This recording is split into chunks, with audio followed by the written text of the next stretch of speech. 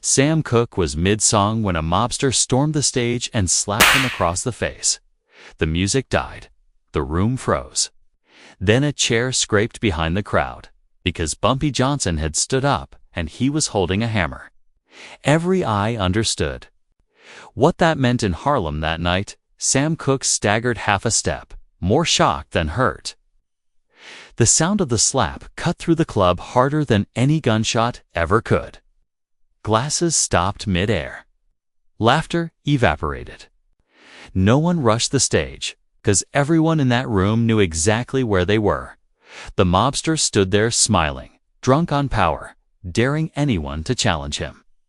He had slapped a man who didn't belong to him, on a stage he didn't own. In a room that lived by rules most outsiders never learned. The band didn't move. The singer didn't speak. Silence became a warning. Sam lowered his microphone slowly, not in anger, in calculation. He understood the danger better than most. In Harlem, humiliation was never just personal. It was a test. If the slap stood unanswered, it meant permission. It meant tomorrow would be worse. People along the walls stared at the floor. Others watched the exits, already planning how fast they could disappear if this turned bloody. This was the moment when bottles flew, knives flashed, and bodies followed. The mobster laughed, enjoying the freeze he had created. He thought fear meant victory. He didn't realize fear was simply waiting for someone with authority to decide what happened next. And in that pause, heavy and suffocating, the room leaned toward violence. No one yet knew whose rules would be enforced, but every instinct in the club whispered that the answer was already moving through the crowd toward the stage with deliberate, unstoppable intent alone. No one jumped up. No one shouted. Not even. The men closest to the stage tried to help Sam Cooke.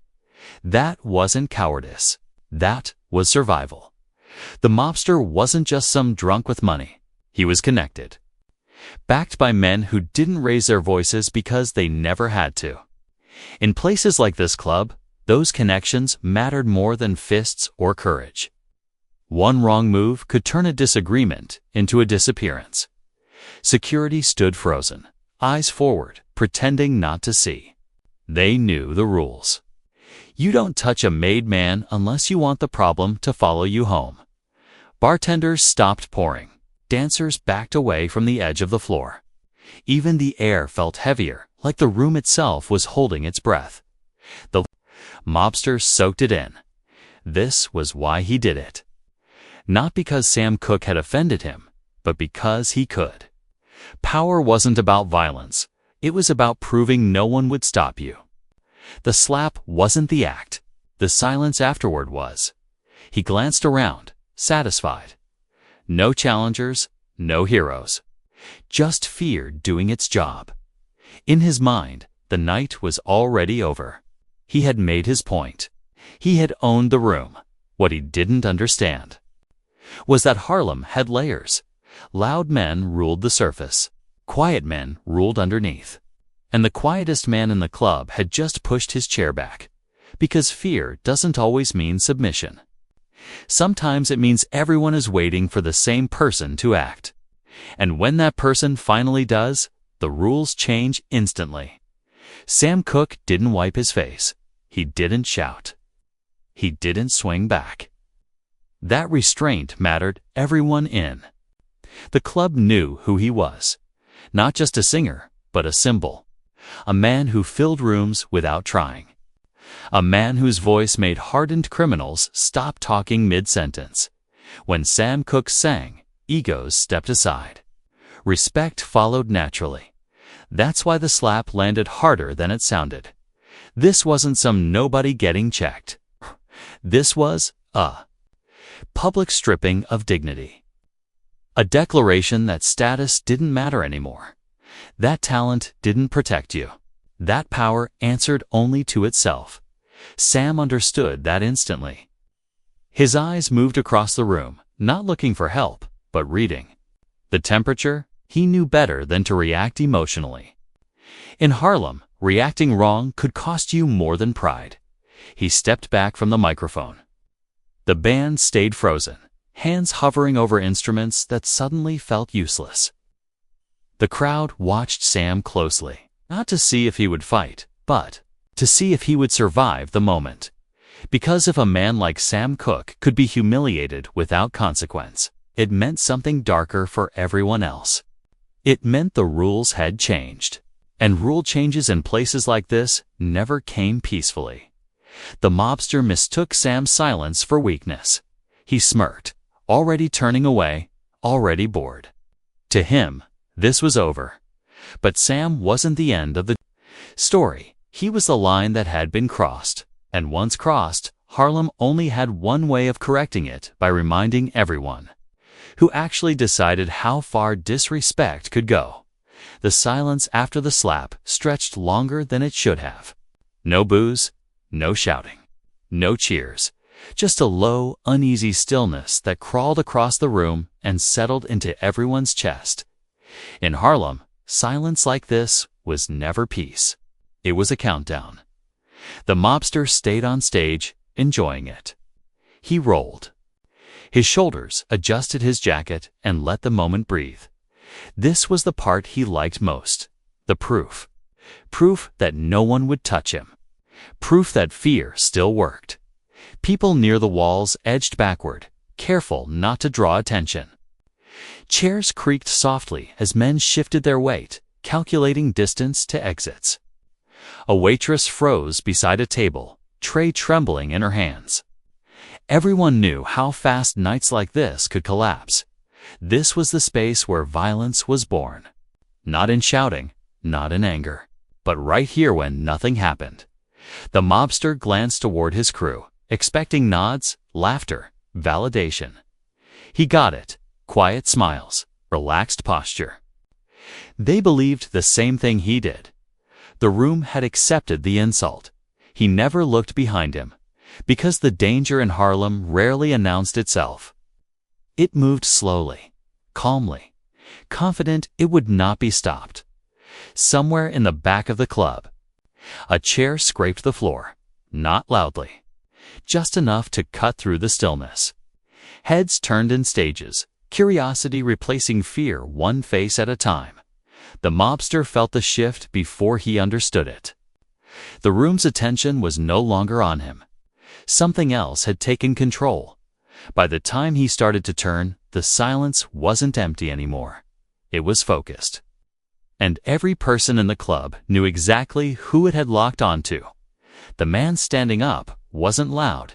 He didn't curse. He didn't rush the stage. That alone told everyone who he was. Bumpy Johnson didn't need an introduction in Harlem. His name traveled faster than his body ever did. Men lowered their voices when it was mentioned. Deals got cleaner. Arguments ended early. Not because he was reckless, but because he was precise. He stood slowly, like time belonged to him. In his right hand was a hammer, not hidden, not raised. Just there, casual, honest. A tool that said he hadn't come to talk long. People near him stepped aside without being asked. No one wanted to be mistaken for part of the problem. The crowd opened instinctively, creating a clear path straight toward the stage. It looked rehearsed, but it wasn't. It was memory. Harlem remembered what happened when Bumpy Johnson was ignored. The mobster finally turned fully around. At first, he didn't recognize the threat. Then his eyes landed on the hammer. Then they lifted to Bumpy's face. Everything changed. This wasn't a man seeking attention. This was a man correcting a mistake. And corrections in Harlem were never negotiable. Bumpy stopped a few feet from the stage, close enough to be heard, far enough to make it clear he wasn't asking permission. His expression didn't shift. No anger, no excitement. Just calm certainty. That calm scared people more than shouting ever could, because everyone in the club understood the equation instantly. One slap had disrupted order. One man had stood up to restore it. And once Bumpy Johnson decided the rules had been broken, the only question left was how much damage it would take to remind everyone where the line was drawn. Bumpy Johnson started moving. He didn't hurry, he didn't hesitate.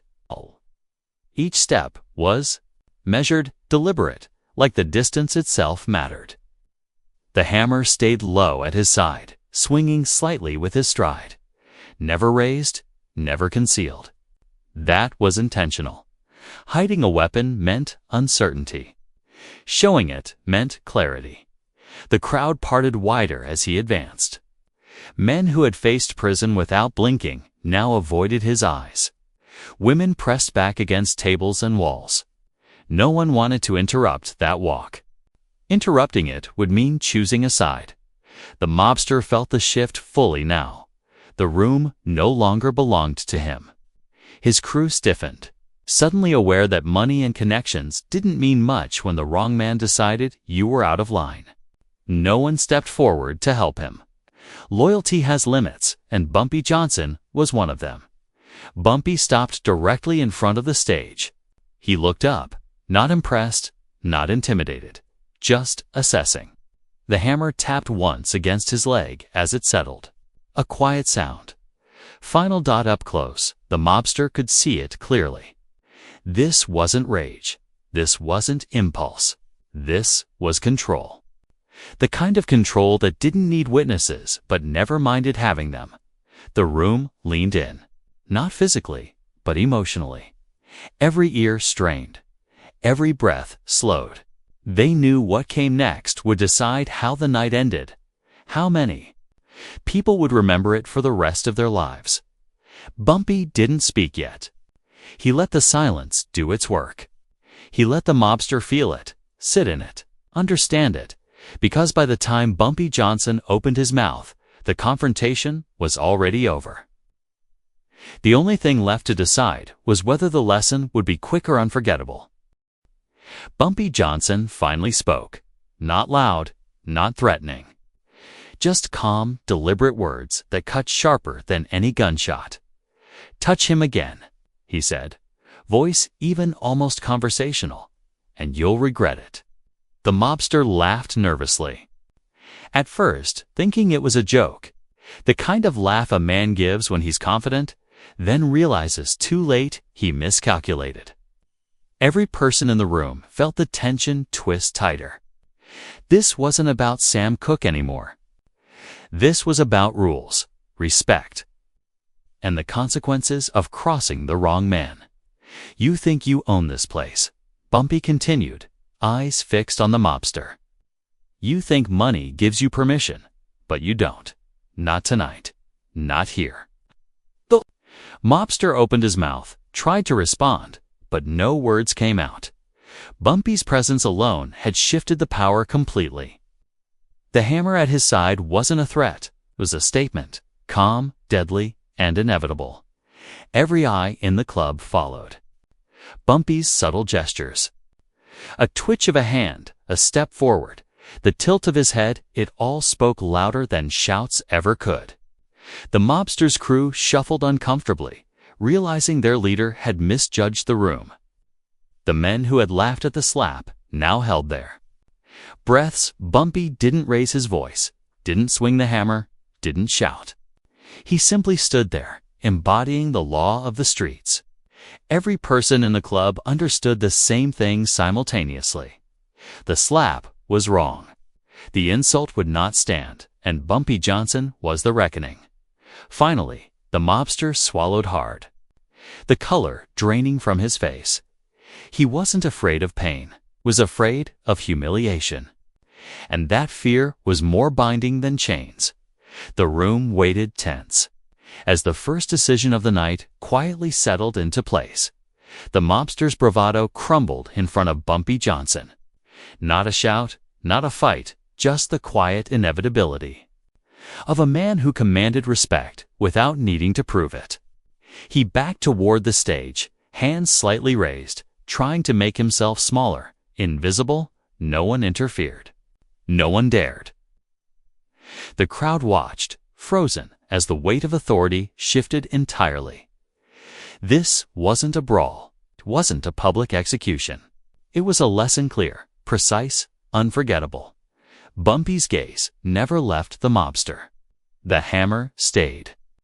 Low but visible, a reminder that consequences were always immediate when the rules of Harlem were broken. One more step toward Sam Cooke, and the club would have erupted, but Bumpy didn't need chaos. Control was enough. Slowly, the mobster turned and retreated. His crew followed without question. Every move was calculated, careful. Humiliation had won where violence could have failed. That slap that had echoed across the club moments ago was now nothing compared to the silent authority of Bumpy Johnson. Sam Cooke exhaled silently, adjusting his collar, stepping back toward the microphone. He didn't speak. He didn't need to. The message had been delivered. Disrespect could not stand. Respect was enforced in subtle ways, with a presence that didn't scream for attention, but demanded it. The music resumed, hesitant at first. The room exhaled collectively, yet everyone knew the difference between fear and respect. The club was alive again, but nothing would feel the same. Eyes lingered on Bumpy as he made his way back toward the shadows, still calm, still collected, still untouchable in Harlem. Some rules didn't need weapons to enforce. Some men didn't need to shout. And some nights, one calm, decisive man could stop chaos before it started. Word of that night traveled faster than the music ever could. In Harlem, stories like this didn't stay inside clubs, they became legends. Sam Cooke's slap was retold countless times, but the part everyone remembered most wasn't the humiliation. It was the man who stopped it. Bumpy Johnson's name carried weight long after the club emptied. People spoke in hushed tones about the hammer, about the silence, about the way he didn't need to fight to win. The night became a lesson. Disrespect had limits, and crossing the wrong man could erase confidence, ego, and power in an instant. Musicians, bartenders, dancers, gangsters, and ordinary clubgoers all carried the story with them. Each retelling preserved the same moment of tension, the room frozen, the slap hanging in the air, Bumpy stepping forward with certainty. It wasn't the violence that terrified people. It was the clarity of authority. It's the understanding that one man could restore order in a heartbeat. Sam Cooke himself never forgot the night. It wasn't just the slap. It was the reminder that in Harlem, appearances could deceive, but reputation was everything. One wrong move could unravel everything, and one right man could restore it silently with absolute certainty. The lesson spread. Power isn't measured by the size of your fists, the money in your pocket, or the connections you boast about. It's measured by who decides the consequences. And in Harlem, that night, Bumpy Johnson decided. The music faded into memory, but the silence lingered. Sam Cooke finished his set, voice steady, pride intact, but the room had already been marked. Everyone remembered the hammer, the calm authority, the man who didn't need to shout to make the rules obeyed. That night, one slap became a story that would echo through Harlem forever. Respect wasn't earned with talent alone. Fear wasn't created with violence alone. True power was quiet, controlled, and absolute. And for anyone in that club that night, one truth stood clear. Bumpy Johnson didn't just walk into a room, he owned it.